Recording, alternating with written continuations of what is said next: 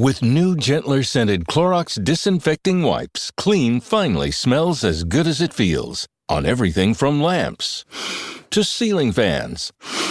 Even on your kid's toy shark. Oh, ouch. Clorox disinfecting wipes. Now available in crisp lemon. Find it on Amazon. Clorox. Clean feels good. Meet the computer you can talk to. With Copilot on Windows, working, creating, and collaborating is as easy as talking. Got writer's block? Share your screen with Copilot Vision to help spark inspiration, and use Copilot Voice to have a conversation and brainstorm ideas. Or maybe you need some tech help.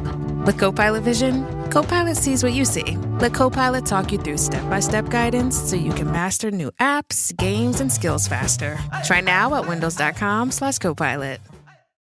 In all of my books, there are quite a lot of gangsters.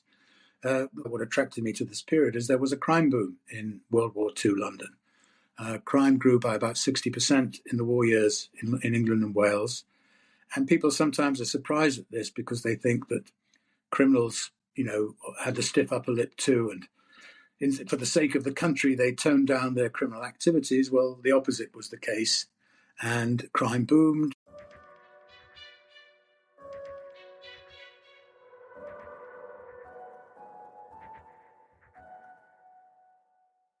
Welcome to the SpyMasters podcast. I'm your host, Antonia Senior. I'm a writer and journalist, and it's my mission to bring you all the best writers on intelligence, fact and fiction, historical and contemporary. This episode is a conversation with Mark Ellis, the thriller writer.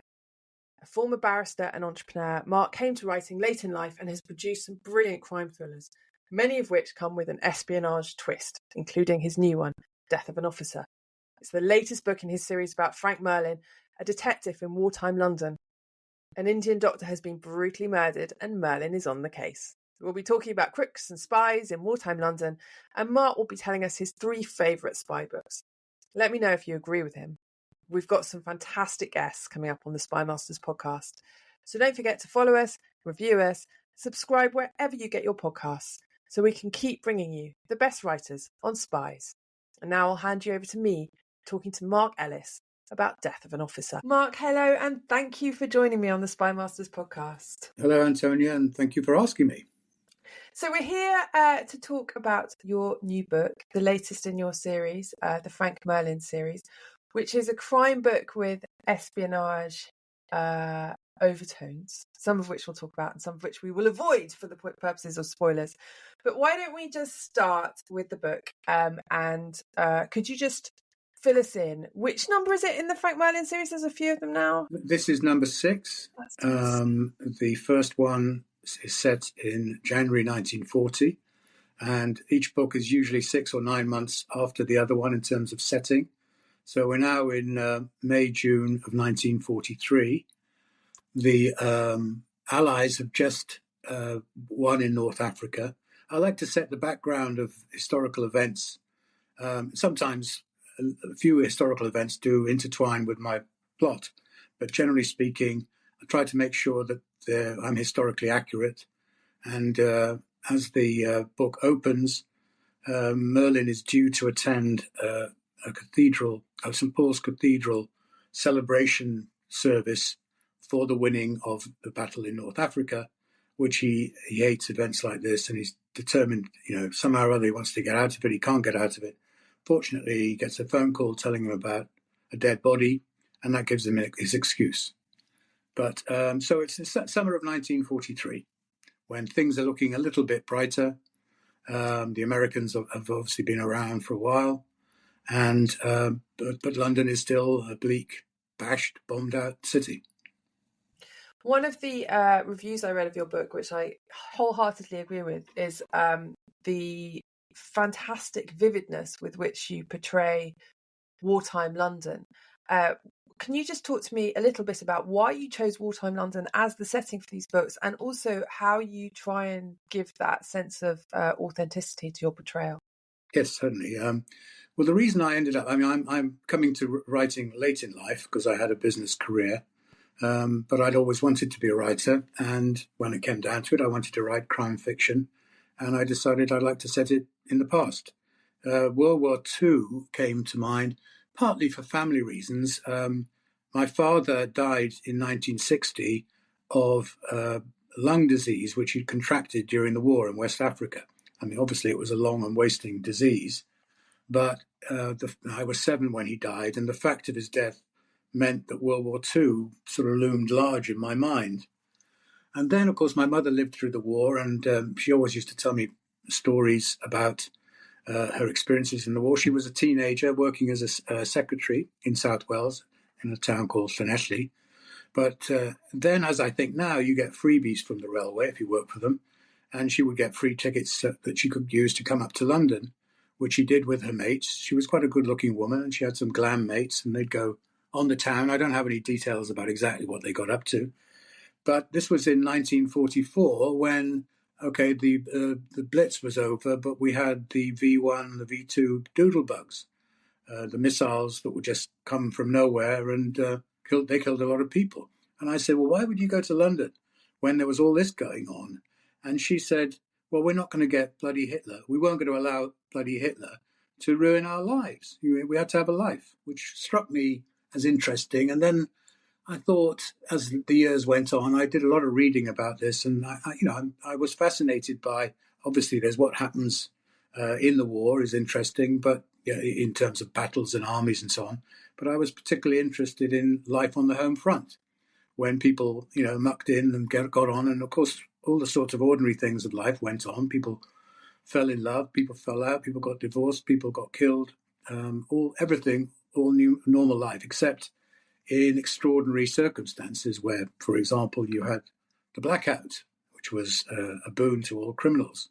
So I thought this is a good period in which to set a crime series. And there are a few others that have been done. The one that comes immediately to mind is a friend of mine called John Lawton has a series featuring Inspector Troy. But, there are different ways. His approach is slightly different from mine. And so I launched out and created Frank Merlin, my character.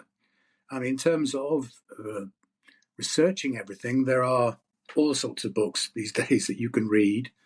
And I've read them all. One that comes to mind is Philip Ziegler, London at War. But anyway, there's a whole string of them. And also, I like to read diaries of the time.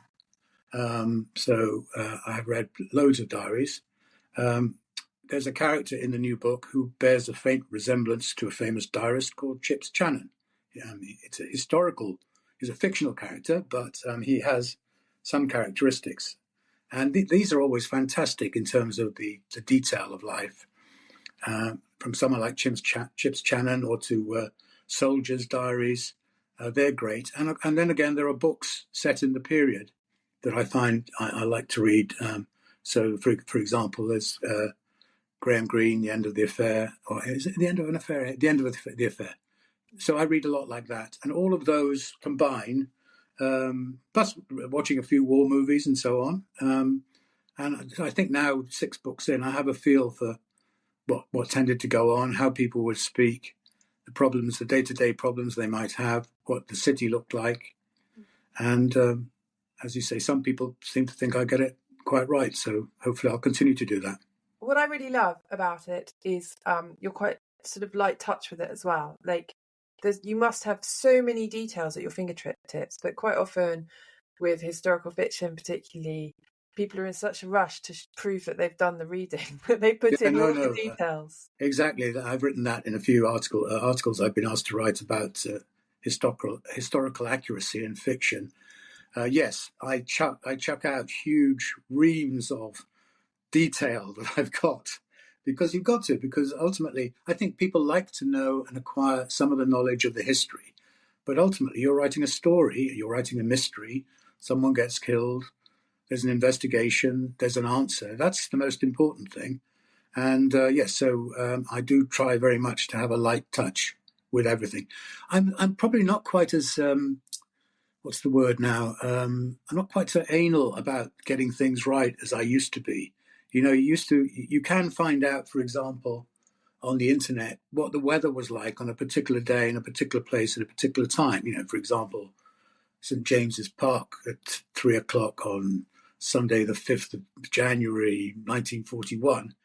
And I used to do that, but I don't do it anymore. So if you're a reader and you find, if anyone's listening and they find that I got a day wrong with the weather, tough. I think that's very wise. I think one can get too wrapped up in these things. So so briefly on the book, and we talked before that we started recording that it's a little difficult to talk sometimes with these things without giving away too much of the plot. So I would urge people to run out and read the book, and therefore they don't have to worry about this. But it starts with a murder. So who's been murdered, and what are the initial thoughts of Merlin as he begins his investigation? It's a doctor. He's actually a gynecologist, an Indian gynecologist, quite well off, who works in a private practice in the West End. And he is found, well, I won't go into the details of what's happened to him, but Merlin's initial thoughts is maybe there's been a burglar who's come in, or someone's tried to rob him and bashed his head in. There are really, he hasn't got more than that. And the difficulty is that there's no real way in which a burglar could have got access. Someone might have knocked on the door and then attacked him. That's a possibility. Mm-hmm. But then he goes into his investigations and, as is often the case, finds things which give clues, notes, diaries, and so on. And he goes off and starts pursuing the various angles, and they take him in a variety of different directions. Along the way, other deaths occur, and my stories, some people do complain. I remember a reviewer of my first reviewer on Goodreads of the last book. What I was going to say is my stories are quite complex, and the plots. And I think the first reviewer gave me 1 star because she couldn't get through the first 20 pages because it was too complicated for her. So if you like simple stories, Frank Merlin's stories are probably not for you. But there are 3 or 4 subplots. There is an espionage angle, but I don't think I should go into it because it would involve spoilers. One of the plot lines relates to homosexual clubs in London, and it was in fact a book that gave me the spark of an idea to go down that route. I was actually reading Andrew Lowney's excellent biography of Mountbatten, and he claims, and I think it's all accepted now, that Mountbatten was bisexual. And it just occurred to me what a rich homosexual in London, what sort of social life he might seek to acquire. And this led me off on a wild tangent of thoughts. And all I'll say about it is that some of the things I invented, I then discovered in later research actually existed. So it was very satisfying to do that. Yes. And we also have quite a bit of, in all of my books, there are quite a lot of gangsters. But one thing I didn't say earlier about what attracted me to this period is there was a crime boom in World War II London. Crime grew by about 60% in the war years in England and Wales. And people sometimes are surprised at this because they think that criminals, had the stiff upper lip too. And for the sake of the country, they toned down their criminal activities. Well, the opposite was the case. And crime boomed. There are all sorts of things that contributed to it. Some of them, the blackout was an obviously contributory factor. There was the black market and so on. So all of my books have some gangsters. Sometimes I have the real gangsters, and sometimes I make them up based on real gangsters. In this one, there's a made-up gangster based on someone called Jack Spot. And I discovered, having put him into the book relatively early, that he was actually out of London at the time. And in that instance, I did not want to contradict historical accuracy. So I just gave him another name, but it's basically the same character. But yes, I have lots of gangsters, and I like writing gangster dialogue. It's good fun. It is quite a gift then, isn't it? This period and this city, this kind of the idea that in the sort of bombed out, blitzed, darkened streets, that the main people wandering about are spies and criminals and the occasional policeman. I thought it's really fascinating. Well, and lots of foreigners, and of course January 1942, you had the Americans coming in. And that actually gave me significant plot ideas for my last book, Dead in the Water, because I had not known it, but I discovered when I was researching the period that we passed a law, the Houses of Parliament passed a law at the request of the Americans in the summer of 1942, giving the American authorities complete jurisdiction over any crime alleged against an American soldier or sailor or airman. And so I hadn't known that. That gave me an idea where I had my character in the midst of investigating a case in which an American airman had been accused of killing someone, and he has the case completely taken off him. And that, again, produces a whole storyline. Yeah, you have this fascinating and wonderfully drawn character who is a kind of liaison between the American authorities in Britain and the British police. And I wondered if he was based on a real. There must be a real job. No, I invented him, but there was a real job. There was a real job doing that. But he features in some of the earlier. Actually, I can't remember if he features in every book, but he features in 2 or 3 of them. He's an American detective called Goldberg, who is not very popular in his precinct in New York, and an opportunity comes up in an earlier book for him to go and spend some time with the British police, and he goes on secondment to the British police and works with Merlin on various cases. And in this particular one, he ends up as the liaison, trying to smooth things as the Americans take over control.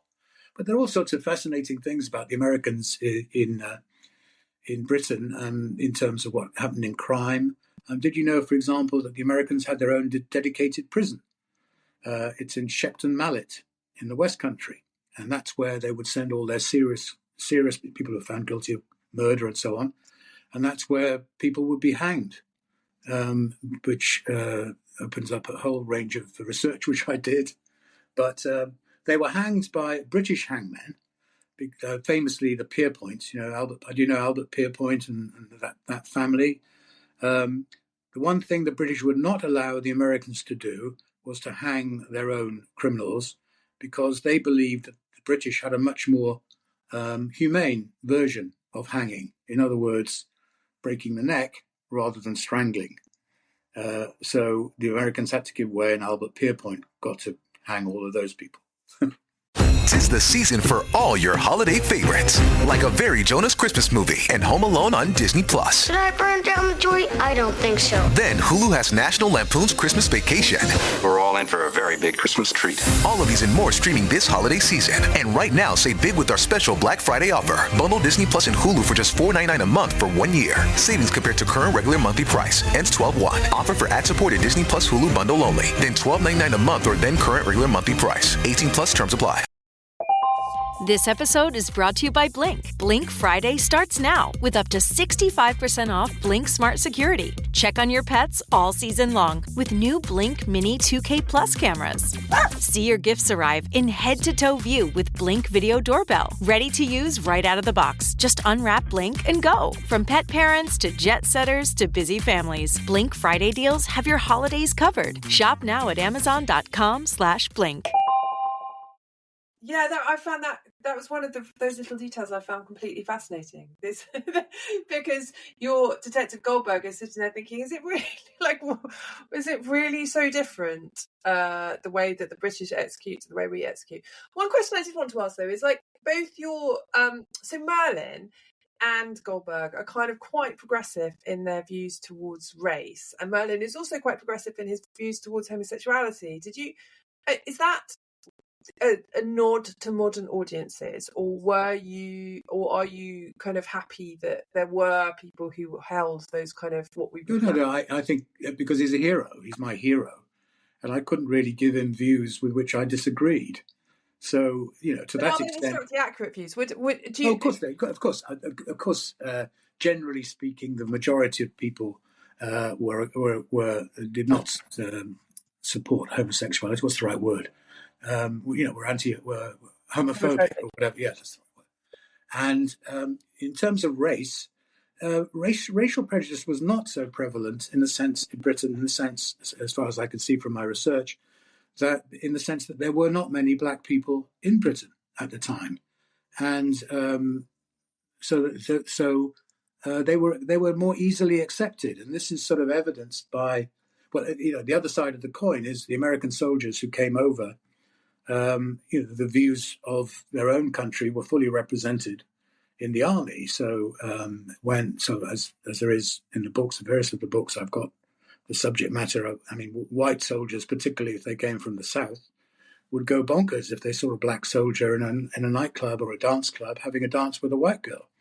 And as the war went on, there actually had to be segregation. There would be pubs in towns which would say, this night only white soldiers, this night only black soldiers. Even fish and chip shops got segregated like that in some parts of the country.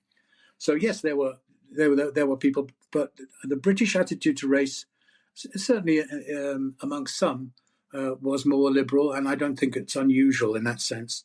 By the same token, you could find people at the very top end of the British society who were quite clearly prejudiced. Anthony Eden tried to stop any black soldiers coming over, saying that the weather would be bad for them.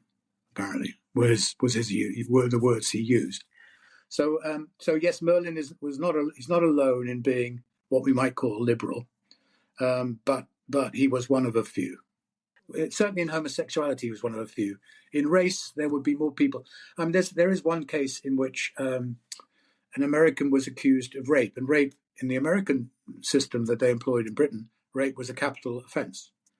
So he was convicted of raping a woman in Bath, and the people of Bath rose up in a way. The papers and a petition was got together saying that they thought the conviction was unfair because the woman who had accused him was in fact a part-time prostitute, and everyone believed that it had just been prompted by an argument about money, and in pique she'd done that.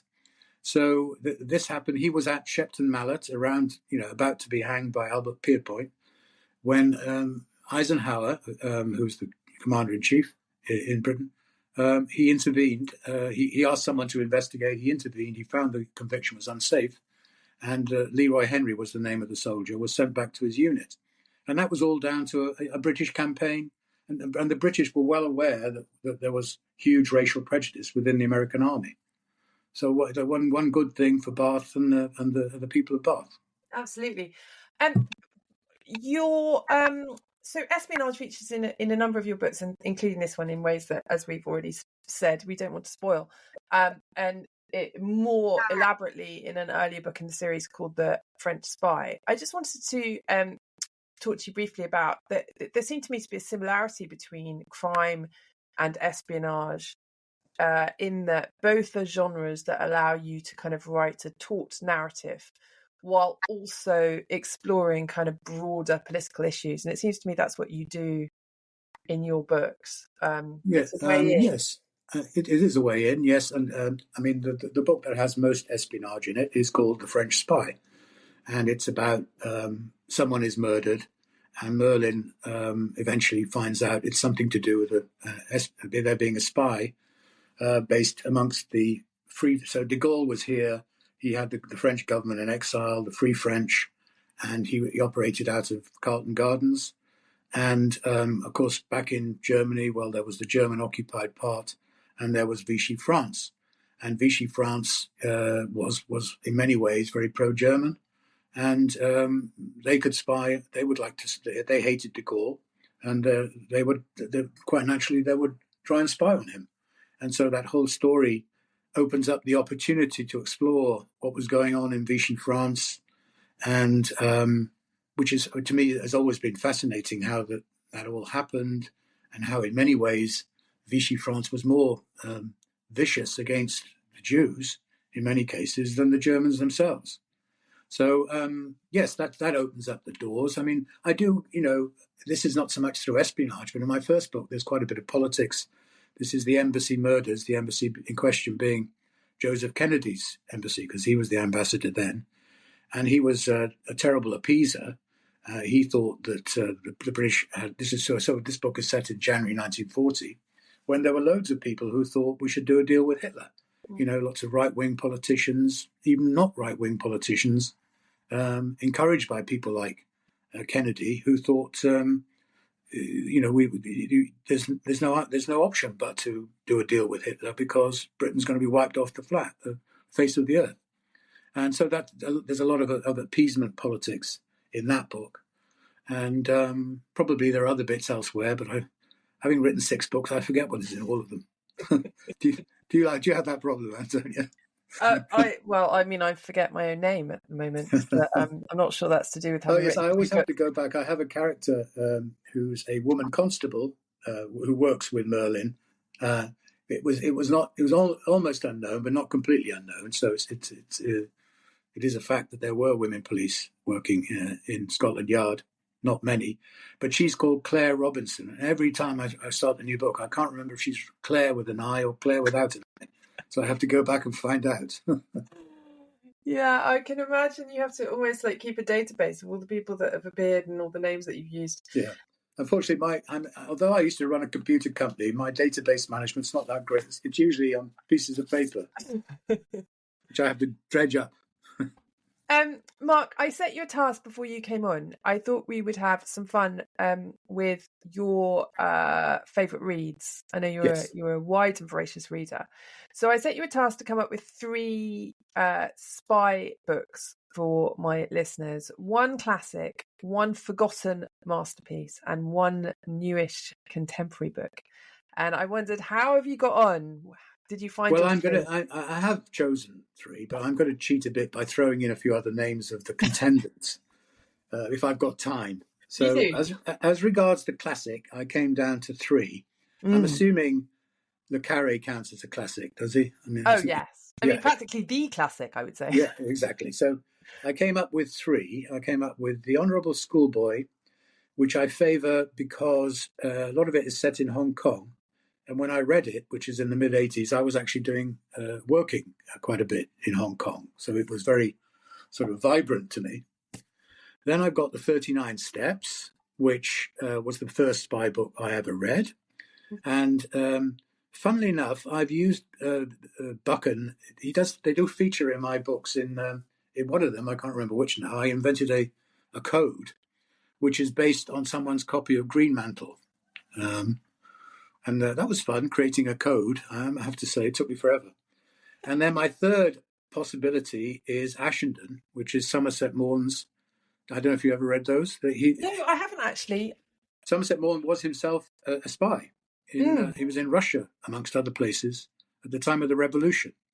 And the Ashenden they're just a selection of short stories. Absolutely fascinating. But I'll mention all of those, but I think I have to go with The Honourable Schoolboy for my classic. That's a fabulous choice. That really is. And what does Le Carré influence your writing? Does he, or is it just one of those sort of background? No, I don't. It's hard to say who influences one's writing, I think. I mean, my favourite detective writer is Georges Simenon. And so I've read zillions of Maigrets, and his advice to any writer was to try and keep it simple. I think he never used more than 3,000 words in his vocabulary. I can't say I do that, but if I'm struggling with something, I try and say to myself, keep it simple. So, but I mean, obviously, Le Carré is a fantastic writer. I've got the new one by his son, but I haven't read it yet. As regards lesser known, I mean, I don't know. You may well know this chap, but it seems to me he's quite not terribly well known. Is an American writer called Charles McCarry. Have you heard of him? I haven't. So he has known to me. He has a series featuring an American agent called Paul Christopher. And I've read several of the books. They're very, very good. The one I'm nominating is called The Tears of Autumn. And it's a story. The storyline is he gets to have an idea who killed Kennedy. But and he's investigating this trail. When he's told by his superiors, I think he's in this. It's a while since I read it. I think he's in the CIA. He's told to stop investigating because it's potentially damaging to Kennedy's reputation. But he persists. That's a great book. I highly recommend it. Anything to do with Kennedy, I love all the Kennedy stories, and you've got James Ellroy. We're going off track now, but James Ellroy, he's got this sort of trilogy all about the Kennedy killing, and I love it. Do you, just as a vague aside, like, just as a vague aside, are you a Lee Harvey Oswald man, or are you a Strangers on the Grass Knoll? Are you a mafia guy? What's your conspiracy? I'm a mafia and a little bit of CIA. Ooh. I did review for Aspects of History recently a book called Borgata, which is written by an ex-mafioso. He's writing a history of the mafia, and I reviewed the second in the trilogy. I reviewed the first one; they're excellent. The second one has a lot to do with the assassination, and that's basically what he comes round to. He doesn't actually say absolutely definitively, but I think he did, or does he? I can't remember. But basically, it's a mix of the mafia and the CIA, and Edgar Hoover turning a blind eye to everything. Oh, interesting. Okay, and your Most recent, modern hero. My most recent. Well, I've got a few names I'm going to throw out here, and then I'm going to make a choice. I read I think The Oligarch's Daughter by Joe Finder counts as a spy thriller, doesn't it? Yes, we've had Joe Finder on the podcast. I know. As you know, I think he's a good friend of mine. He was my first sort of reviewer years ago. And I really enjoyed that. It's been turned. He told me the other day it's been been bought by CBS to turn into a TV series. Oh, it will be an amazing TV series. Then, obviously, like everyone else, I love Mick Herron. Recently read The Secret Hours. Mick Herron, quite a long time ago, I lived for a bit of the time in Oxford, and I went to a CWA, Crime Writers Association, get together in Oxford. This would have been about 2014-15, and he was there, Mick Herron, before he was really well known. Charming but shy, very nice guy. So that's what those are my two options. I've then got a non-fiction one, which is probably a bit topical. I love everything by Ben McIntyre, and so obviously with the death of Oleg Gordievsky the other day, one of his greatest books is The Spy and the Traitor, which is all about Gordievsky. I think it might be my favourite Ben McIntyre. Yeah, and there's also the one about the woman spy who ended up living in a village outside Oxford. Which one? Agent Sonia. Yes, yeah. I love that one too. That's great. In fact, I went to the village specifically to look at the house where she lived. Did you? Which is still there. It's in Rolling something. That's the name of the village. And then finally, someone I think you know, whose books I love, is Alex Gurlis. Yes. And he's written several series, and I'm going through. There's one called Wolf Pack, which is all to do with being. I think Wolf Pack 3, Agent in the Shadows. I think that's the one that's set in Lyon, and I like them all. Anyway, as I spent quite a bit of time with Alex, and we've been on panels of things together, I'm going to go for Alex Gurlis. Wow, that's quite a strong shout, Alex Gurlis over Mick Herron. I mean. Well, sorry, Mick, but I think you'll survive. You can survive without my imprimatur. Surely not. I mean, Alex Gurlis does write absolutely cracking books. I highly recommend them too. I think those are three fantastic choices. Thank you, Antonia. And some of them, with the Charles McCarry, it's prompted me now. I realise there are some I've not read, so I'm going to go back and do that. So if you do read it, let me know what you think. I will definitely let you know what I think, and I will definitely put him on my unbelievably long list. Mark, on that note, thank you so much for your picks. They were absolutely fascinating. And thank you so much for coming on to talk about your book, which I urge people to read. In fact, I urge people to start, who haven't read Merlin, to start at the beginning, which is what I'm going to do, because this was the first one I'd read and I feel foolish. I want to read them all from the start. I mean, you can read them standalone, I always say to people, but I know by the same token, a lot of people like to go in order. Well, I didn't feel at all like I was lost. I absolutely read it as a standalone and thought it stood alone. It was great. Yeah. So thank you very much for coming on the podcast. Oh, it's been a great pleasure. I really enjoyed it. Thank you, Antonia. Thank you for listening. Don't forget to follow, tweet, spread the word so that we can keep bringing you more brilliant writers talking about spies. Don't miss an episode of the SpyMasters podcast.